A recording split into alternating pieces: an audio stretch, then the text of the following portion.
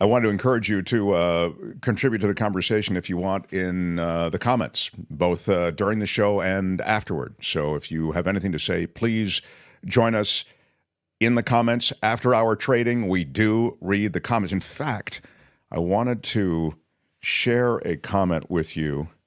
Albert, you'll appreciate this. You're often mentioned in the comments, Albert. You really are. That last one you read earlier, I was the first name mentioned. I just wanted to put that out on the record.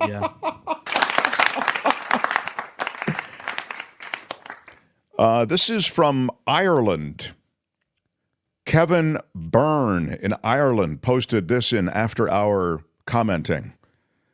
First time I'm seeing this podcast on YouTube, being Irish and always lived in Ireland, watching the American media, or I should call it the Murdoch media show. It's refreshing to see a broadcast like this. No shouting. You might have caught a period during which there was no shouting. No one talking endlessly over each other. Like Republicans with their motor mouth saying nothing except lies and looking for ratings. There is, after all, and there are intelligent people in America. We look at our politicians and what they should be doing, but compared to American politicians, it makes ours seem like intellectual giants in comparison. Which, of course, they are not, he says. It's comforting that the senators and Congress people and presidential candidates, especially the Republican ones, leave out Trump and Gates and MTG and those white supremacists who will use anything to show how ignorant they are. They belong in straitjackets. None of these people would be tolerated in Ireland. It's just not in our DNA. That's interesting. It's only when we emigrate to America that we turn into some weird version of ourselves. Anyway, thanks for this broadcast. We may know all of what was said already, some of us anyhow, but it's important to know that what we see endlessly in the media is not the real world, that people strive to do what's best, and that these fools are not worth the time of day. Keep up the good fight. That's from Kevin. Again, that's just a public comment. It's interesting. It's very nice. You, of course, take the compliment, but I also was struck by the notion somehow that it's better there than it is here. We do this thing, we've talked about it before, the myth of American exceptionalism, right? We're taught very early on, we're the country of freedom, Superman fights for truth, justice, and the American way. I mean, that's a real propaganda machine that we begin to believe.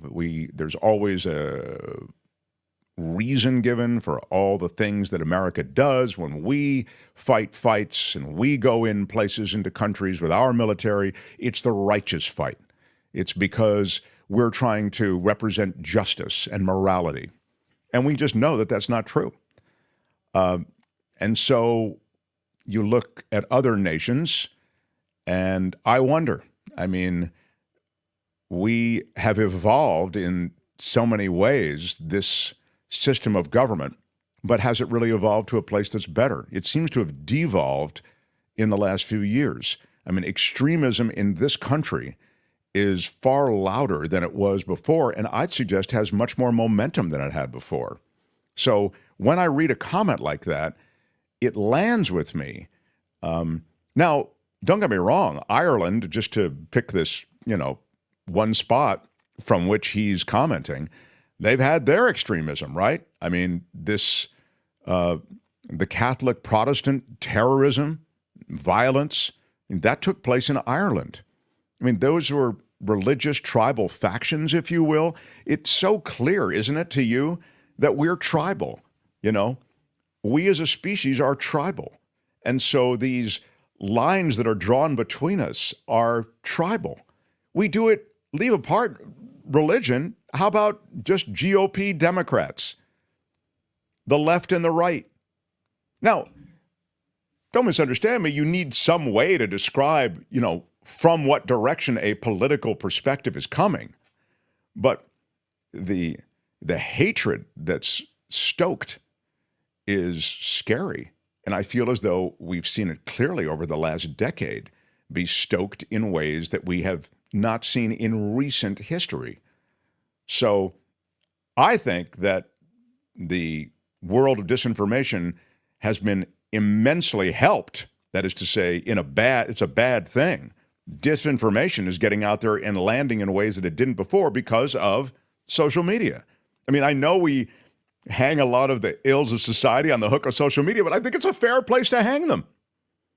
So, how to undo this and how to temper this, you just hope that more conversation and more commenting helps blunt the disinformation. The facts help blunt the disinformation. But when I look at the protests now around what Israel's doing, and when I see people with posters around policies on the part of the Israelis and Middle East politics generally, I see some people who know the whole story or enough of the story, and some people who are just at a rally.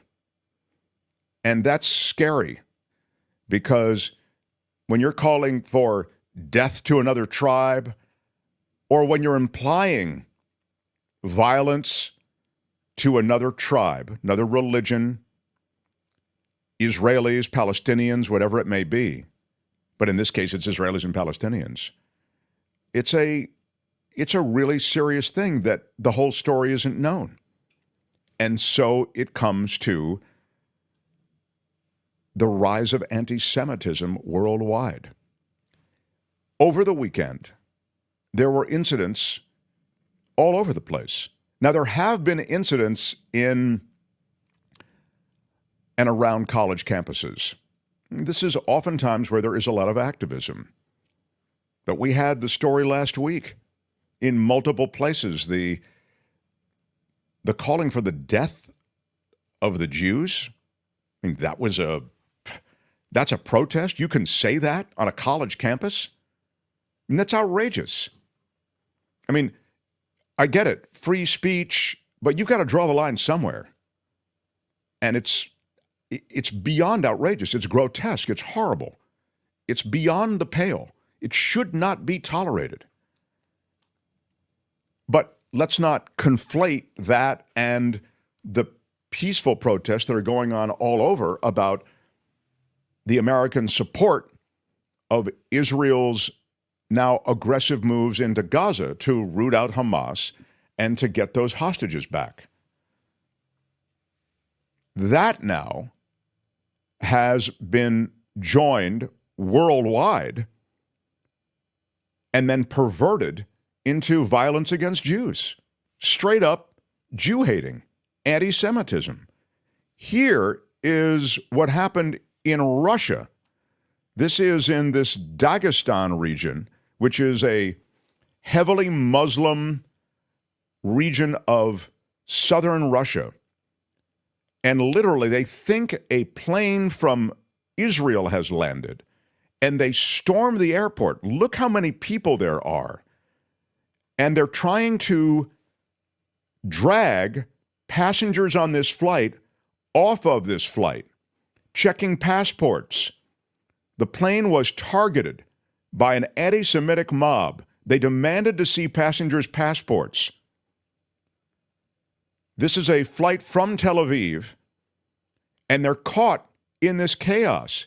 People stormed the airstrip. Here you go, Albert, please. Turning now to a disturbing situation in southern Russia, where an anti-Semitic mob stormed an airport yesterday looking for Jewish passengers on a flight from Israel. 20 people were injured. It was a moment with troubling echoes of the past. Holly Williams has the story. Video posted on social media appears to show a frenzied mob storming the main airport in the Dagestan region of southern Russia, searching for Israeli passengers and surrounding a plane that reportedly arrived from Tel Aviv in Israel. Where did the passengers go? They yell at this airport staffer. I don't know, he tells them. Inside this plane, the captain tells his passengers to stay calm. Please don't try to leave, he says. There's an angry crowd.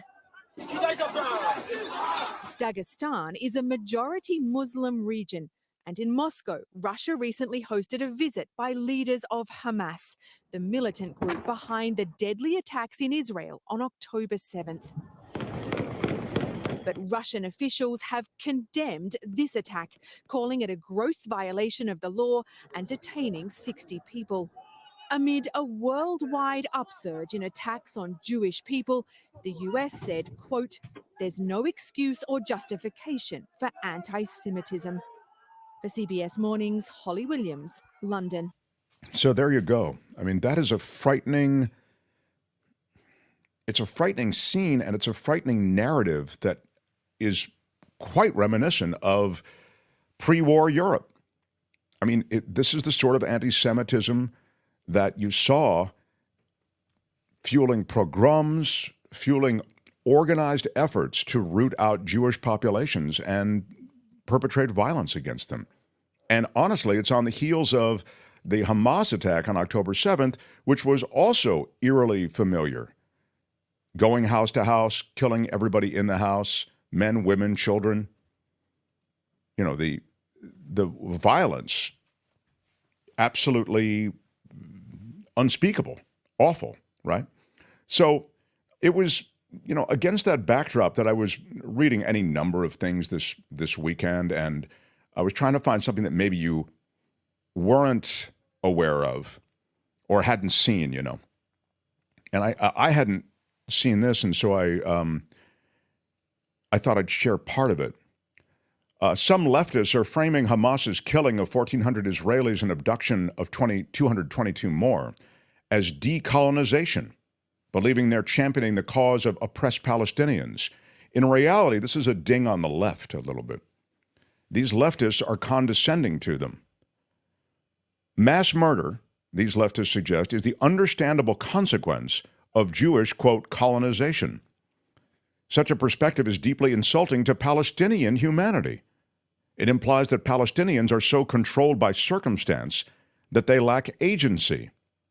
It implies that Palestinians cannot be expected to behave according to the same ethical standard of those who refrain from mass murder. The argument that terrorism is an understandable or justifiable reaction to an insidious root cause is nothing new. Just days after 9/11, Susan Sontag infamously criticized public figures and TV commentators for feeding the American people self-righteous drivel and outright deceptions, that's a quote, about the terrorist attacks of 9/11. Far from a cowardly attack on civilization or liberty, she argued that the attack on 9/11 that killed nearly 3,000 civilians was, in fact, a strike against the world's self-proclaimed superpower, undertaken as a consequence of specific American alliances and actions. That's a quote. The implication, not unique to Sontag, but prevalent among some on the left, is that the act of killing thousands of civilians en masse and unawares is understandable if the perpetrators are Arab. There's a kind of patronizing racism in the idea that slaughtering innocent people equates to noble freedom fighting, as if this were the only way to respond to oppression. And he goes on. The root cause, I'm skipping now, just giving you excerpts, but you see how this is a complicated issue, and I think we're hearing such a limited perspective often. He goes on, the root cause, in quotes, the root cause reasoning we learn in sociology class has or should have limits. Barbarism is not progress. Few of those who celebrate savagery in theory would do so when faced with its reality. How many people cheering on Hamas as noble freedom fighters could seriously imagine pumping their fists while watching the men on their way to murder Jewish teenagers at a music festival?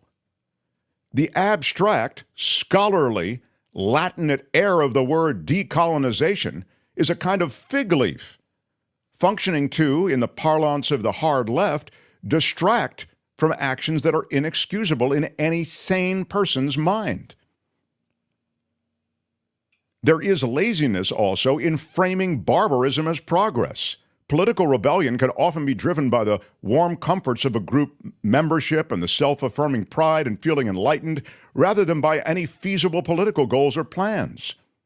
And he goes on, he quotes Eric Hoffer, the guy who wrote that book called The True Believer, and I just see what we did after 9/11, how many people enlisted in the military how the narrative became, what are we going to do? What is America going to do? And the flex after 9/11 was awful. Afghanistan, Iraq, it was awful. It was completely wrong. In the same way that this is a doomed effort on the part of the Israelis to go into Gaza. The answer to this situation is, I think, hidden.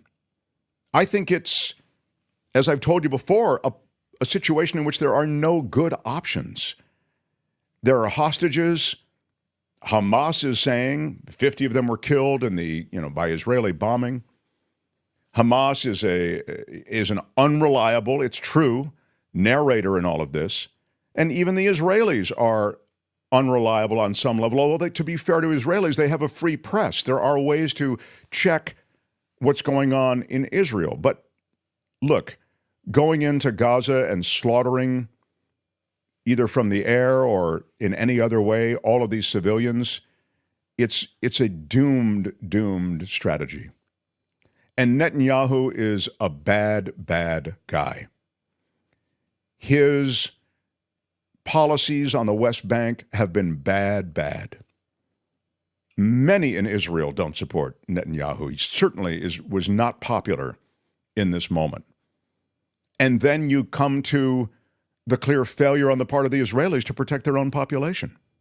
You know, what was going on there on the Gaza border, which was first breached, was supposed to be this monitoring of the Gaza border through technology. They had like automatic cameras and supposedly automatic weapons trained on the area. They had this whole ridiculous, I say ridiculous because it clearly failed them, way in which they were going to monitor this border and protect their people. It didn't work at all, right? I mean, not only did it not work, but you've got so many hostilities being handled in so many different ways in a distracted government with Netanyahu trying to work around the Justice Department that they completely dropped the ball on protecting their own population. This from the military that is extolled as one of the best in the world. Under Netanyahu, Israel lost its way just even in protecting its own population. Leave aside the Palestinian issue. But on the Palestinian issue, they've been miserable as well. So now back to anti-Semitism. The one thing I didn't know, honestly, was how completely proliferating anti-Semitism is, how it's everywhere. I mean, it's insane. I mean, you can't tell me that these people who are storming the plane in Russia and on these college campuses, know everything they need to know, that they're doing it as a result of some, allegiance to an issue. I think it's oftentimes straight up tribalism. I really do.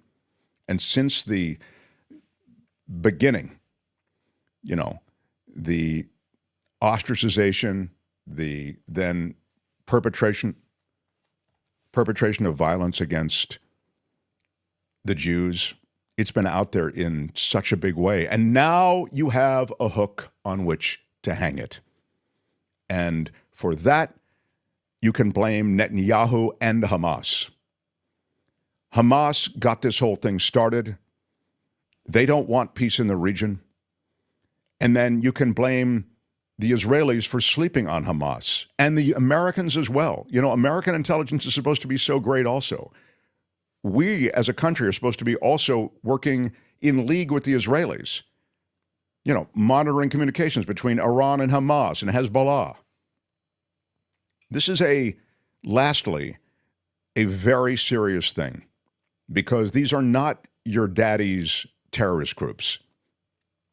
They are armed with technological experience now and with training as a result, and we've told you about that as well, in Iran, training both in Iran and in Gaza that has provided them with a level of sophistication militarily that makes them a far different force than they were back after the Yom Kippur War and any other skirmish that Hamas or Hezbollah has been part of.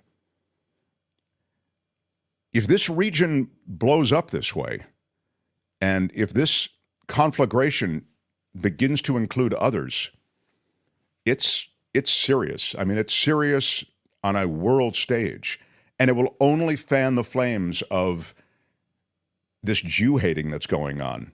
It's unconscionable, absolutely unconscionable. And again, there's no excuse for it. So that's the way I see it. I have tons of things I could read you and fragments of this and that, and I will continue, I'm sure, in the days to come. Hi, it's Mark, and I thought that was great.